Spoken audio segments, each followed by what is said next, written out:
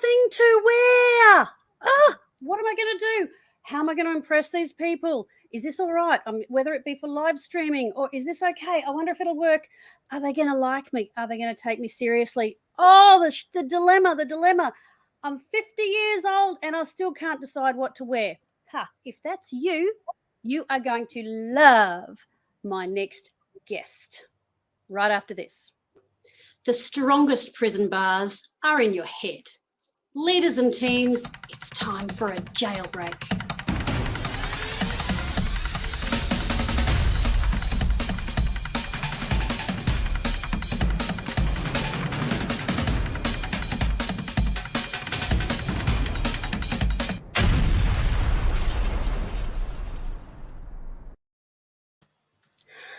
Susan Dimasi, I am so excited to have you here, and our conversations have been amazing.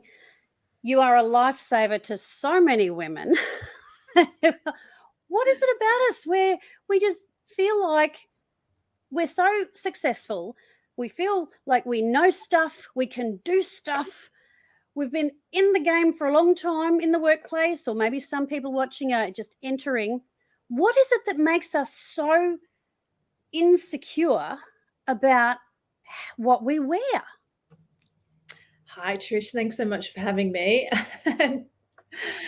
Look, I work with only highly intelligent and highly capable women who all struggle with this.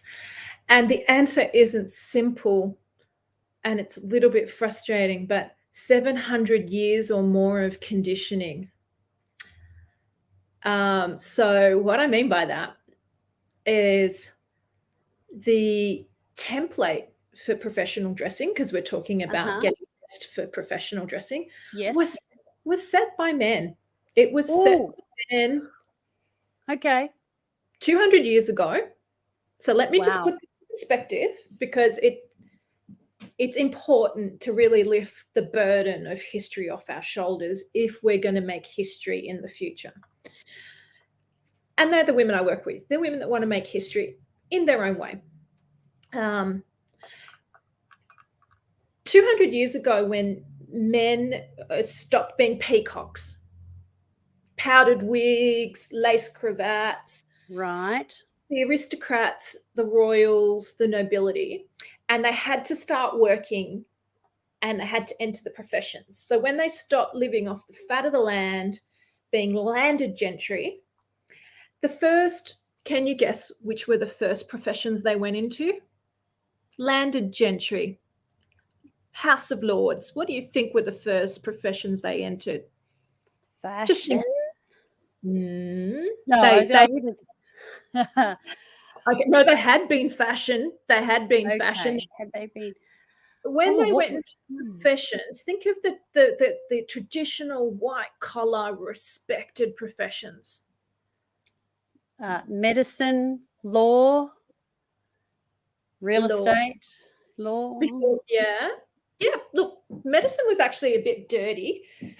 So yes, it would have been actually. Yeah. When the gentry, all the nobility, had to start working, they could no longer just live off the fat of the land. They stopped being peacocks, highly decorative peacocks of the leisure classes, and they typically entered law. Small step from being in the House of Lords to being in law. Politics. Right. Banking. Yes. And the forerunner to property development, architecture. Right. Okay. Right. And that's when the modern male suit started to evolve. They dropped the decoration, the lace, the frock coats, and blah, blah, blah, blah, the high heel shoes, the hats, the top hats, and they start to, and this male fashion, more rational and logical dress, which also correlates with other things that are happening in society, evolves. And if you look at what men were wearing basically around 1900 through to present day in terms of the male suit, it's just one continuous evolution. But you can just see it. It's that template, 1900, just continues. Hasn't changed much, has it? Not really. much. So their uniform was set up a long time ago, and their uniform was set up directly as a response of them working, entering the professions. And of course, they've gone on to dominate those professions, haven't they? Yes, they have. Then what happens in about 1900 in particular, women start to progressively enter the professions. And it sort of speeds up towards 1920. And then once you get to about 1980, it's not uncommon that women work, and more women are now trying to rise up the ranks from being secretaries. And that's when we get this notion of the glass ceiling, hitting the glass ceiling. So Right. this is the 1980s. This is a good solid 80 years after men have already kind of cemented themselves across the professions. Now, what happens when women enter the professions is, up until that point, they had always and only been seen as wives, mothers, nurses, teachers, and whores, basically. Yep. And secretaries, the work wife, the secretary. Yeah. But in terms of official jobs and official roles, so to actually not present as sexual objects, or they had to adopt men's dress. They had to try and de-feminize themselves to be able to enter the professional realms. So you see women, particularly in the 1920s through to the 1980s, essentially throwing off women's clothing and emulating men's clothing. And it's an attempt to have themselves not seen as wives, mothers, daughters, whores, Wow. mistresses. And they had to do that. And also prior to 1900, even if you go into like the French Revolution, any woman that wanted to break out of her very limited circumstances would adopt men's dress. It was actually illegal, even in Australia, until the early 20th century to impersonate a man, which meant that you could be arrested for wearing men's clothes. Trousers. Marlene Dietrich was cautioned before entering Paris in 1921 that she could arrested for impersonating a man. Because if you impersonate a man, what does that mean you can do that you can't do as a woman? Well, you would be trying to have some power, have some self-determination, be equal. You could vote. Yeah, there's a threat. You could go to a bank.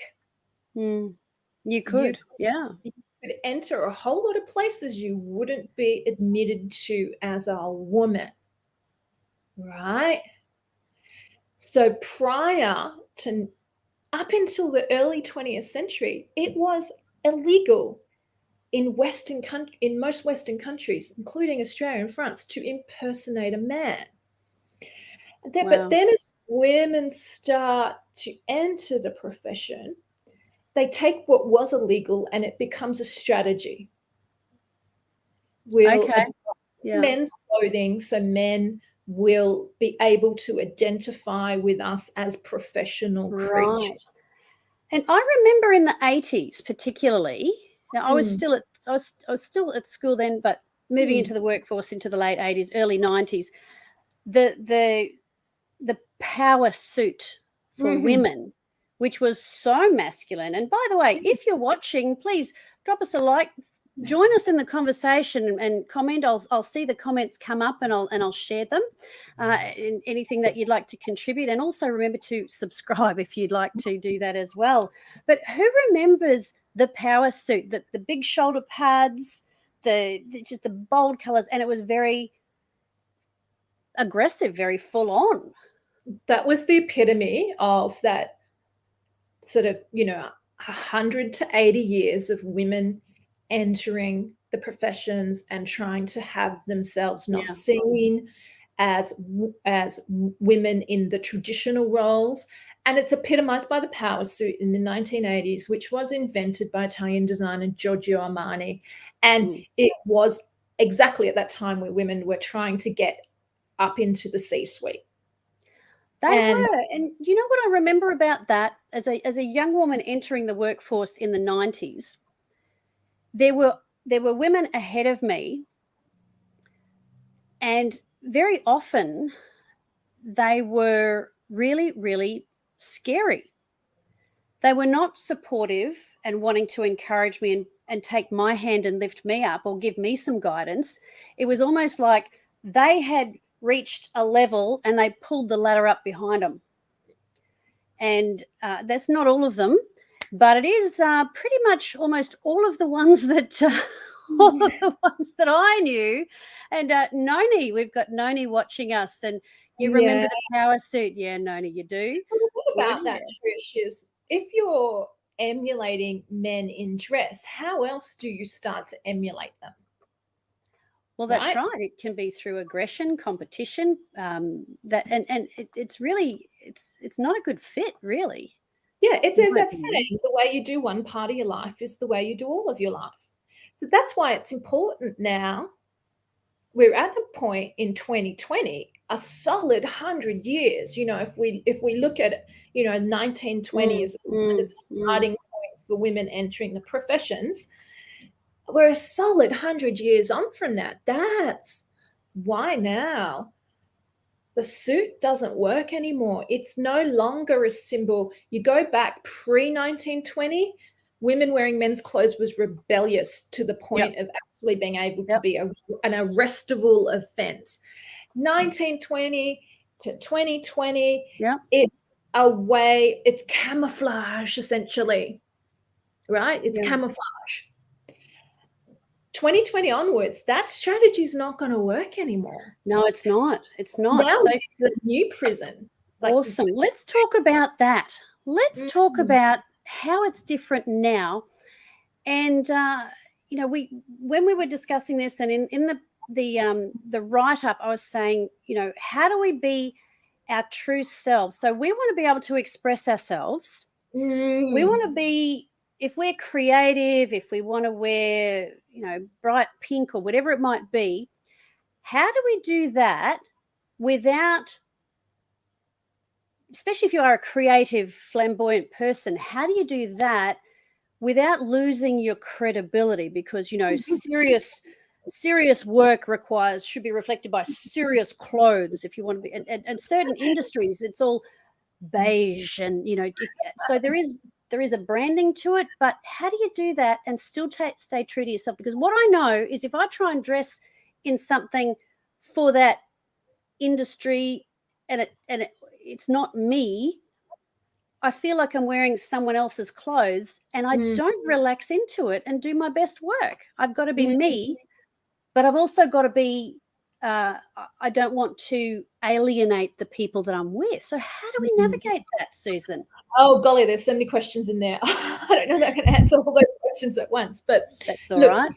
I'm not the type of person, and this is what really sets me apart. I am not the person that's going to give you do's and don'ts list. We've had 700 years of men telling us, well, actually almost 2,000 years of fashion history of men telling us, firstly, Wow. that we're not allowed to wear pants and we have to be in corsets and long skirts. So that was a whole prison that Western women lived in for basically almost 1,300 years. And they told us to cover up. And so we've had all of that conditioning. And then we entered the workforce and we had to give up the skill set that we were good at self-adornment within those strict paradigms. And we got a whole new rule book, was basically follow the men's rule book. So what really sets me apart is I will not give you do's and don'ts. The fashion system exploits the do's and don'ts list with phenomenal success just to keep you buying stuff. Wow. That's so good. So then it's not about the rules. It's about, so how do we, as Noni has says, how do we get comfortable in our own skin and still be taken seriously? That's probably, I think Noni has worded the question better than I did. Well, it's a skill set and you have to learn how, or relearn. Actually, I believe every woman intuitively knows how to do this. It's in our DNA. It's a part of our Mm, natural birthright as a woman. But because of all the centuries of conditioning, both and through society, as well as how the fashion system exploits that, we become estranged from our natural instincts, and that all becomes confused, and it gets exploited by fashion just to sell you more stuff that promises that it's going to do this and do that for you. Do's and don'ts list, buy this, it'll do this, it'll do that for you. Let me tell you a story about a woman I work with who has phenomenal dress sense. She's a QC, a Queen's Counsel. She's an outlandish dresser, and it did not stop her elevating herself from being a junior barrister to one of the most sought after QCs for highly complex tax matters. Okay. Now, we've worked together for a number of years, and I asked her, I said, what advice would you give to younger women that are trying to develop their style and still get taken seriously? And I must say that the question I pre-framed that with was, what came first? Was it your seniority as a QC and then the permission to dress outlandishly? Or did you dress and start your journey of dressing what most people in law would consider outlandishly and then become a QC? And she said they went hand in glove. Oh. Hand in glove. I didn't become the QC and then start dressing outlandishly. The journey happened at the same time. So there's one of the biggest mistakes women make. They think they have to get to a certain level and then they'll be allowed to. The problem with that thinking is there's always the next level, and you always think you have to get to the next level. But then even if they get to that level, they don't know how to do it because they haven't actually evolved it along the way. So when I asked this QC I was working with, I said, what? And she was saying actually how she often gets asked to give motivational talks to rooms full of young legal graduates. And she said, I look out on this sea of young faces in drab grey suits and I think, what am I going to do with this? So none of them are distinguishing herself to them through the way that they've been told to dress for law. So if she's going to pick a graduate to perhaps take under a wing, it's not the girl in the grey sensible suit she's going to pick. So there's a lesson there about credibility, and we'll come back to that in a minute. And she said, so she was telling me this story, and that's when I said to her, so what advice would you give those young graduates if you were actually specifically going to talk to them about dress and presentation? She said, look, when you want to develop your style, don't look for brands, look for people that can help you. Okay, stop. Wait. That's brilliant. I love that. So it's like, what I'm picking up from what you're saying is there's a gradual growth that it evolves as your career grows and as your as your confidence grows. But it does help to have somebody coaching you along. So when I was 20, I moved in with a friend who was very confident, and she taught me how to do makeup. And she said, Trish, you wear this, buy this. And when I wanted it, and she said, you can do this. And I needed that encouragement. But then you can have somebody, look, we all it's friends and mentors. And for those who are able to, I just want to pause here and give Susan a plug, because this is what she does.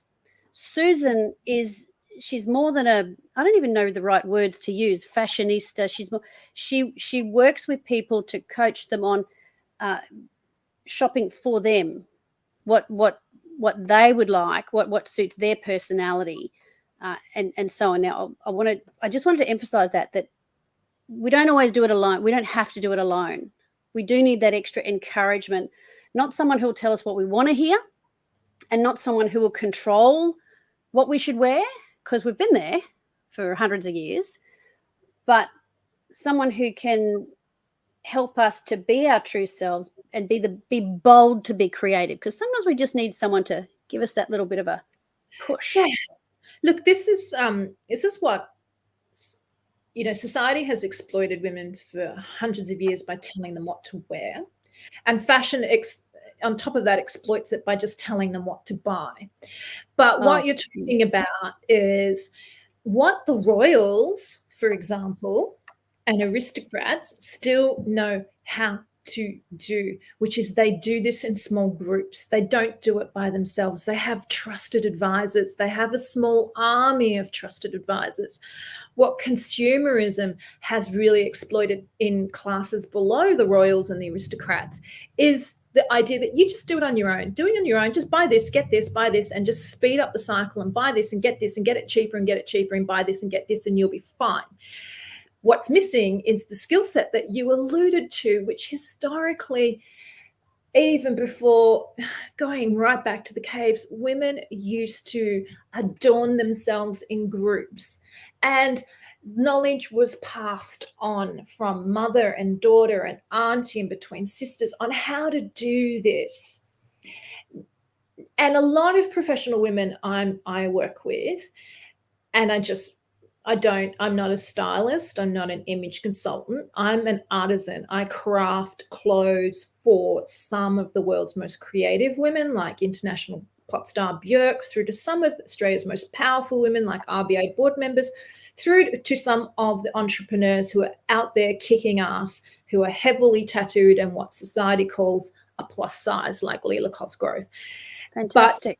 But what sets me apart is I can share the same level of intel and build the same level of skill for women that I never meet and I never make a dress for.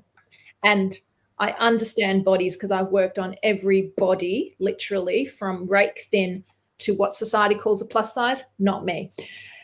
But what you said about your girlfriend helping you do makeup, women used to always get together and do this at all stratas of society and at different times of their life. What happens to most professional women who struggle with this is the skill set they developed as a teenager in a share house is still the skill set they're drawing on as a professional woman at 30, 40, 50. They haven't updated the skill set. And that comes back to the story I was telling you about the QC. Yes. That when she finally was ready to throw off the Armani suit, she said, when I was a junior barrister with young kids, I just needed the Armani suit. It was easy. It was a uniform. But she also points out, don't skimp on that Armani suit. Don't buy the cheap Armani suit. Get the Armani suit. It'll pay you back in spades. Or the Max Mara suit, but don't buy the Zara copy. That's just going to make life worse for you. But when she was ready to throw the Armani suit off because she wanted more for herself, she said, I didn't go to another brand.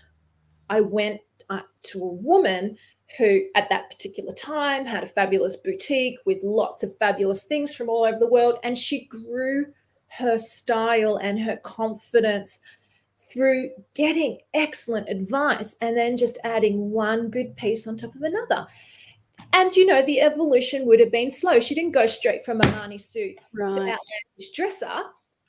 She would try something, build her confidence, try something else, build her confidence and her trust with her trusted advisor, but also build her internal confidence to go, okay, I like that. Based on having done something different over here and not my life not imploding and me not getting laughed out of court, I'm just going to take it up a notch. And then I'm going to take it up a notch. And then I'm going to take it up a notch. And then I'm going to take it up a notch. And then I'm going to take it up a notch. So it's not one big step from Marnie suit to outlandish dresser. It's the same way as you build any skill set and you get better and more confident. What you do is you just keep taking it up a notch. And taking it. And it's not about being an outlandish dresser at the end. That's not what my mission is. That's what society calls her. It's about her being herself. Right. And it hasn't cost her credibility. It elevated I love how you've made it a gradual thing, because I think you've already answered my next question, which was that, are the rules different at different stages of our careers? Like when we're in our early 20s and starting out, and we have different stages to go through, different levels, are there different? And well, you've already said there's no rules. Well, no, there's heaps of rules, but I say get rid of the rules. There you go.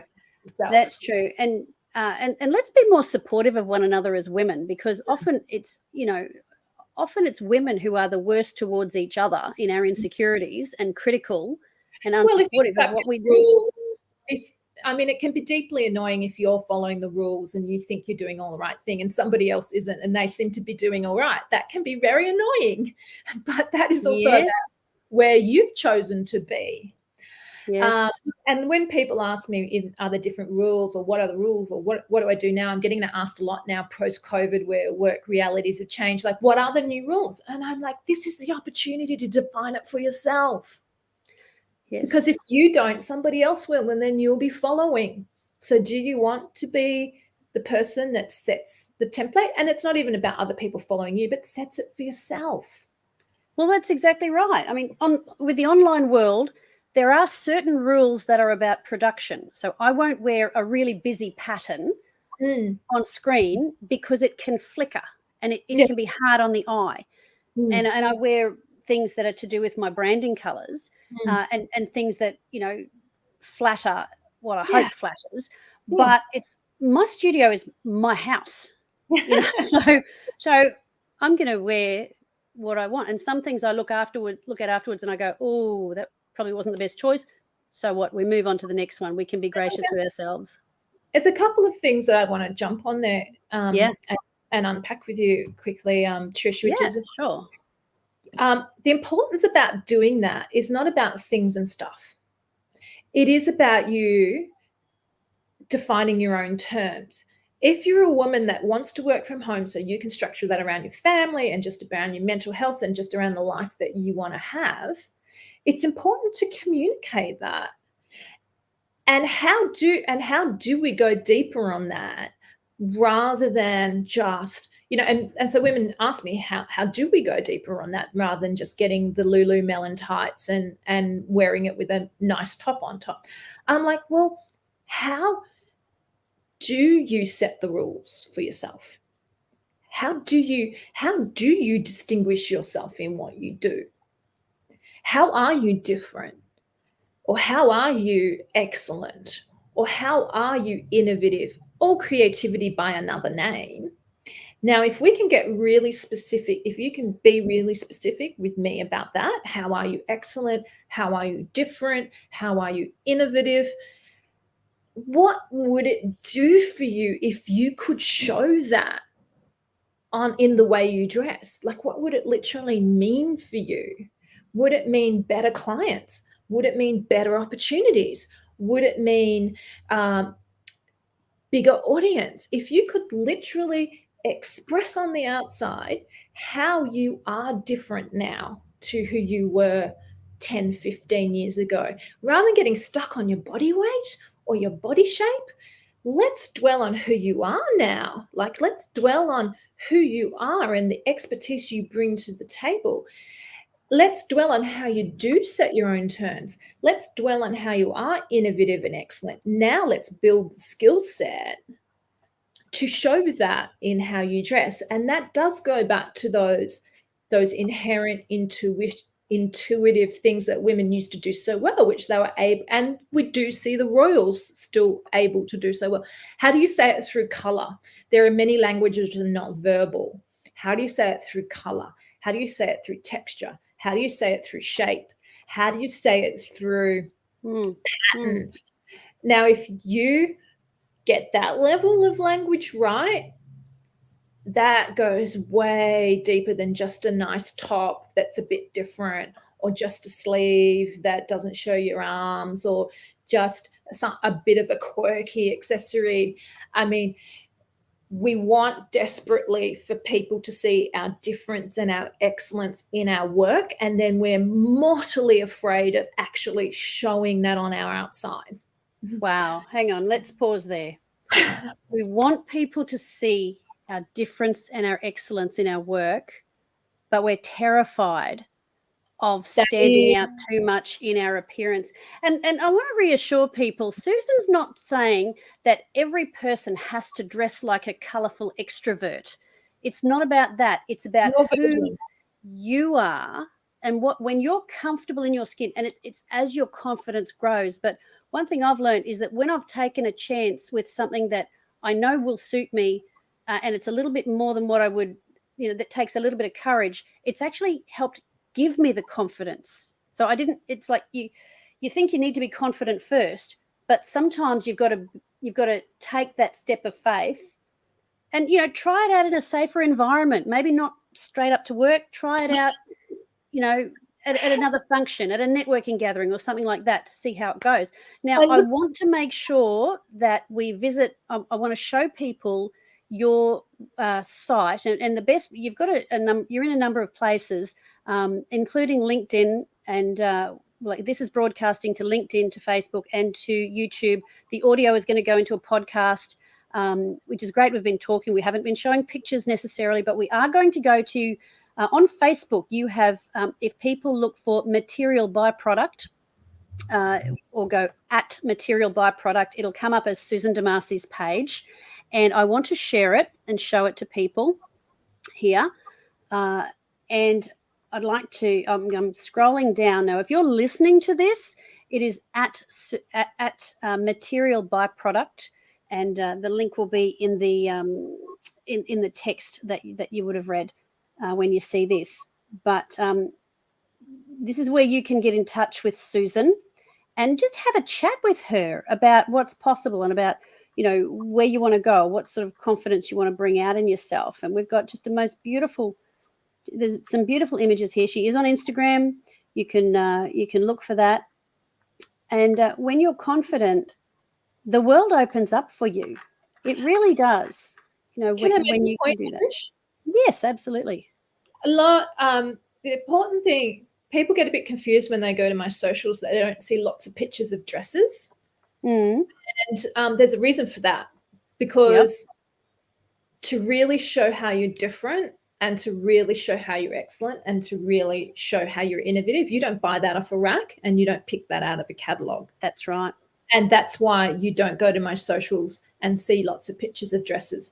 And 90% of people who I don't end up helping will jump on my socials and go, oh, your style's not for me. And I'm like, hey, listen, I've created dresses for Björk, the quirkiest Icelandic pop star on the face of the planet, through to RBX board members in highly conservative male-dominated circles, through to entrepreneurs who society calls a plus size, who are heavily tattooed and who are outspoken feminists. If you don't fit somewhere in that bandwidth, you're right, I can't help you.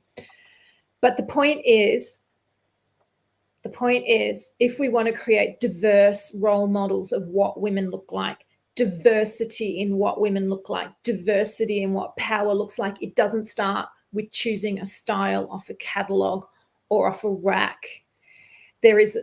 It starts with building a skill set and then the resources to express that. Now, that might sound hard, and I'm not going to say it's easy, but if you really want to dress in a way that is true to yourself, like anything that's worth having in life, it's a skill set worth learning. Otherwise, you will be simply following someone else's template.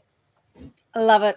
I love it. Thank you so much. My goodness, what an eye-opener. And what a confidence build for what we do.